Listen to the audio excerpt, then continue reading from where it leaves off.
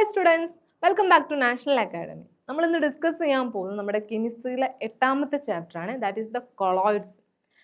Colloids എന്ന് പറഞ്ഞു കഴിഞ്ഞാൽ നമുക്കറിയാം, നമ്മൾ കഴിഞ്ഞ ചാപ്റ്ററിൽ ഡിസ്കസ് ചെയ്ത് സൊല്യൂഷൻസിനെ കുറിച്ചായിരുന്നു അല്ലേ. അപ്പോൾ സൊല്യൂഷൻസിൻ്റെ അതിനകത്തുള്ള സോളിഡ് പാർട്ടിക്കിളുടെ സൈസിനെ ബേസ് ചെയ്ത് സൊല്യൂഷൻ നമ്മൾ 3ആയിട്ട് ക്ലാസിഫൈ ചെയ്തിട്ടുണ്ട്.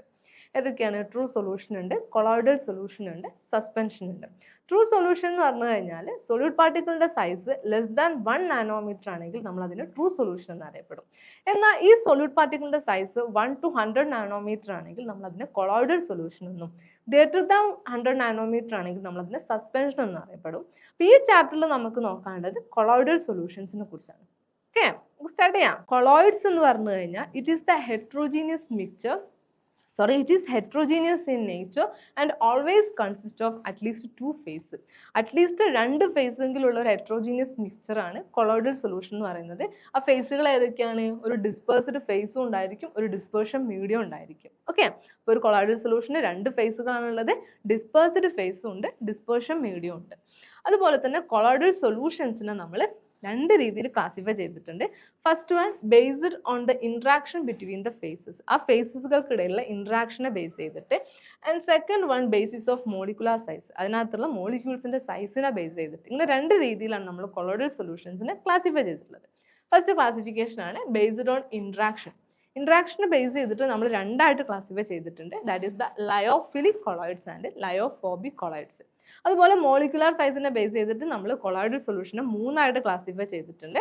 That is the macro molecular colloid and multi molecular colloids and associated colloid. ഇങ്ങനെ 3ആയിട്ടാണ് മോളിക്കുലാർ സൈസിനെ ബേസ് ചെയ്തിട്ട് നമ്മളെ കൊളോയിഡൽ സൊല്യൂഷൻസിനെ ക്ലാസിഫൈ ചെയ്തിട്ടുള്ളത്. അതുപോലെ എല്ലാ കൊളോയിഡൽ സൊല്യൂഷൻസും നമുക്ക് ഡയറക്റ്റ് മെത്തേഡ് വെച്ചിട്ട് പ്രിപ്പയർ ചെയ്യാൻ പറ്റും. പക്ഷേ ലയോഫോബിക് കൊളോയിഡുകൾ ഡയറക്റ്റ് മെത്തേഡ് വെച്ചിട്ട് പ്രിപ്പയർ ചെയ്യാൻ പറ്റത്തില്ല.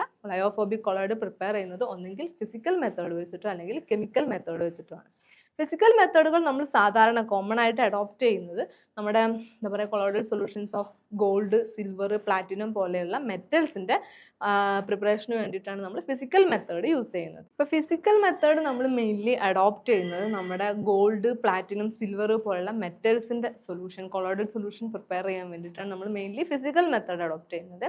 എന്നാൽ കെമിക്കൽ മെത്തേഡ് നമ്മൾ നടത്തുന്നത് ഓക്സിഡേഷൻ എന്ന് പറയുന്ന ഒരു പ്രോസസ്സിലൂടെയാണ് കെമിക്കൽ മെത്തേഡിലൂടെ ലയോഫോബിക് കൊളോയിഡുകൾ പ്രിപ്പയർ ചെയ്യുന്നത്. ഇനി ഈ കൊളോയിഡൽ സൊല്യൂഷനെ പ്യൂരിഫൈ ചെയ്യേണ്ട സിറ്റുവേഷൻസ് വരാറുണ്ട്. അതായത് അതിനകത്തുള്ള സോളിഡ് പാർട്ടിക്കിൾസിനെ സെപ്പറേറ്റ് ചെയ്തെടുക്കേണ്ട അവസ്ഥകൾ വരാറുണ്ട്. ആ ഒരു ഇതിനെയാണ് നമ്മൾ പ്യൂരിഫിക്കേഷൻ ഓഫ് കൊളോയിഡൽ സൊല്യൂഷൻ എന്ന് പറയുന്നത്.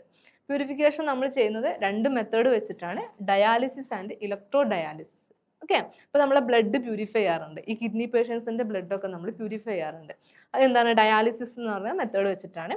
അപ്പം ബ്ലഡ് ഒരു കൊളോയിഡൽ സൊല്യൂഷൻ ആണ്, അതിൻ്റെ പ്യൂരിഫിക്കേഷനാണ് നമ്മൾ ഡയാലിസിസിലൂടെ ചെയ്യുന്നത്. ഇനി കൊളോയിഡൽ സൊല്യൂഷൻസിൻ്റെ പ്രോപ്പർട്ടീസ്, മെയിനായിട്ട് 5 പ്രോപ്പർട്ടീസ് ആണ് നമുക്ക് പഠിക്കാനുള്ളത്.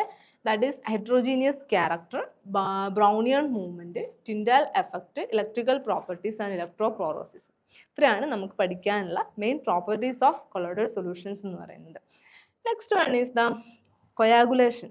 കൊയാഗുലേഷൻ എന്ന് പറഞ്ഞു കഴിഞ്ഞാൽ the process of settling of colloidal particles is called coagulation or precipitation of the sol. Okay, precipitation of the sol അല്ലെങ്കിൽ കൊയാഗുലേഷൻ എന്ന് പറഞ്ഞു കഴിഞ്ഞാൽ അതിനകത്തുള്ള സൊല്യൂട്ട് പാർട്ടിക്കിൾ സെറ്റിൽ ആവുന്ന ആ ഒരു പ്രോസസ്സിനെയാണ് നമ്മൾ കൊയാഗുലേഷൻ എന്ന് പറയുന്നത്. കൊയാഗുലേഷൻ ക്യാരി ഔട്ട് ചെയ്യുന്നത് പല രീതിയിൽ നമ്മൾ ക്യാരി ഔട്ട് ചെയ്യുന്നത് നമുക്ക് പഠിക്കാനുള്ളത് 4 രീതിയിലാണ്. That is first one is the by electrophoresis, and second one is the by mixing of 2 oppositely charged salts, and third one is by boiling, and fourth one is by addition of electrolytes. ഇങ്ങനെ 4 രീതിയിലാണ് നമ്മൾ colloidal സൊല്യൂഷൻ്റെ coagulation carry out ചെയ്യുന്നത്. Next one application of colloidal solutions. Industrially വളരെയധികം applicable ആയിട്ടുള്ള ഒന്നാണ് colloidal solutions. എവിടേക്കാണ് നമുക്കത് applicable ആയിട്ടുള്ളത് നോക്കാം. ഫസ്റ്റ് വൺ സീവേജ് ഡിസ്പോസൽ ആവശ്യമുണ്ട്. അതുപോലെ purification of water in Wells, നമ്മുടെ വെല്ലിലുള്ള വാട്ടർ പ്യൂരിഫിക്കേഷന്, അതുപോലെ സ്മോക്ക് പ്രസിപ്പിറ്റേഷൻ ഒക്കെയാണ് നമ്മുടെ കൊളോയിഡൽ സൊല്യൂഷൻ. ഫോട്ടോഗ്രാഫിയിലുണ്ട്. അതുപോലെ തന്നെ ക്ലോട്ടിംഗ് ഓഫ് ബ്ലഡ് എന്ന് പറഞ്ഞ ഒരു കൊളോയിഡൽ സൊല്യൂഷൻ ആണ്. അപ്പോൾ ഈ ബ്ലഡിൻ്റെ ക്ലോട്ടിങ്ങിന് വേണ്ടിയിട്ട് ചില സമയത്ത് ചില ആളുകൾക്ക് ബ്ലഡ് ക്ലോട്ട് ചെയ്യാത്ത സിറ്റുവേഷൻസ് ഉണ്ടാവാറുണ്ട്. അപ്പോൾ അങ്ങനെയുള്ള കേസിൽ നമ്മുടെ ബ്ലഡിലേക്ക് FeCl3 നമ്മൾ അപ്ലൈ ചെയ്ത് കഴിഞ്ഞാൽ ബ്ലഡിനകത്തുള്ള നെഗറ്റീവ്ലി ചാർജ്ഡ് പാർട്ടിക്കിൾസ് ആണ്.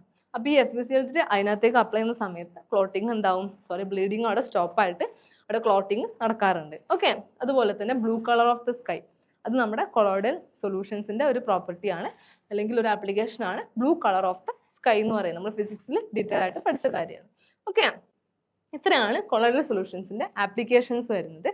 നെക്സ്റ്റ് വൺ കൊളോയിഡൽ സൊല്യൂഷൻ്റെ ടൈപ്സ്. എമൾഷന്, ജെല്ല്, നാനോ പാർട്ടിക്കിൾസ് അല്ലെങ്കിൽ നാനോ മെറ്റീരിയൽസ് ഒക്കെ കൊളോയിഡൽ സൊല്യൂഷൻസിന്റെ ടൈപ്സ് ആണ്.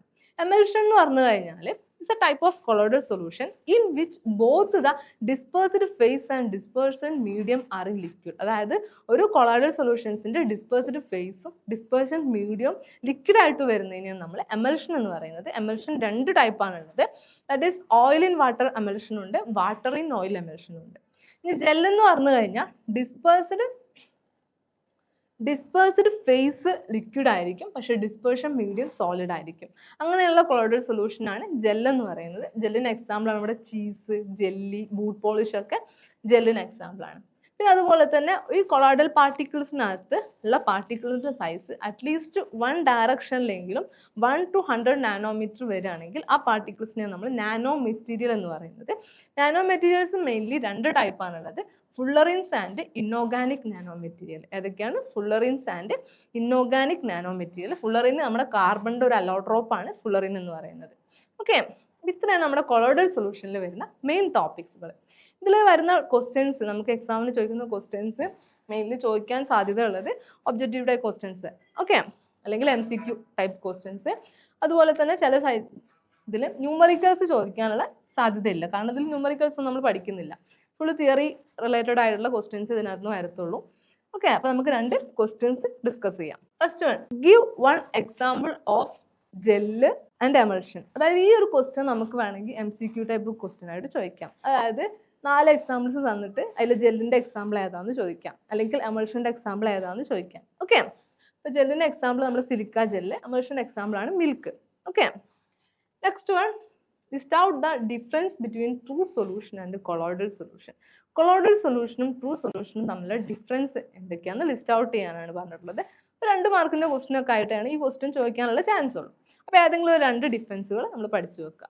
ഓക്കെ, അപ്പോൾ അതിൽ നമുക്ക് പഠിക്കാം. അപ്പോൾ നമുക്ക് അറിയാവുന്ന ഒരു കാര്യം, സൊല്യൂട്ടിൻ്റെ സൈസ് ബേസ് ചെയ്തിട്ടാണ് ക്ലാസിഫൈ ചെയ്തേക്കുന്നത്. ട്രൂ സൊല്യൂഷനിൽ സൊല്യൂട്ടിൻ്റെ സൈസ് ലെസ് 1 നാനോമീറ്റർ ആയിരിക്കും, എന്നാൽ കൊളോയിഡൽ സൊല്യൂഷൻ പാർട്ടിക്കിളിൻ്റെ സൈസ് 1 to 100 നാനോമീറ്റർ ആയിരിക്കും. അതുപോലെ തന്നെ true solution form the transparent solution. Transparent solutions ആണ് ഫോം ചെയ്യുന്നത്. പക്ഷേ colloidal solution forms path of light become visible. Path of light visible ആവുന്ന ടൈപ്പ് ഓഫ് സൊല്യൂഷൻസ് ആണ് നമ്മുടെ കൊളോയിഡൽ സൊല്യൂഷൻസ് ഫോം ചെയ്യുന്നത്. And it allow light to pass through them. അത് light അതിലൂടെ pass ചെയ്യാൻ വേണ്ടിയിട്ട് അലോ ചെയ്യുന്നുണ്ട്. ഓക്കെ, ഇത്രയാണ് നമ്മുടെ 8th ചാപ്റ്റർ അല്ലെങ്കിൽ കൊളോയിഡ്സിൽ നമുക്ക് പഠിക്കാനുള്ള മെയിൻ ടോപ്പിക്സ് എന്ന് പറയുന്നത്. വളരെ ബ്രീഫായിട്ടാണ് നമ്മൾ ഡിസ്കസ് ചെയ്തത്. ഡീറ്റെയിൽ ആയിട്ടുള്ള ക്ലാസ്സുകൾ നമ്മുടെ നാഷണൽ അക്കാഡമിയുടെ ആപ്പിൽ അവൈലബിൾ ആണ്. ഉടനെ തന്നെ നാഷണൽ അക്കാഡമിയിൽ ജോയിൻ ചെയ്ത് നിങ്ങളുടെ ക്ലാസ്സുകൾ നിങ്ങളുടെ കൈകളിലേക്ക് എത്തിക്കാം. ഓക്കെ, നമുക്ക് വീണ്ടും പുതിയ വീഡിയോയിൽ കാണാം. Bye bye.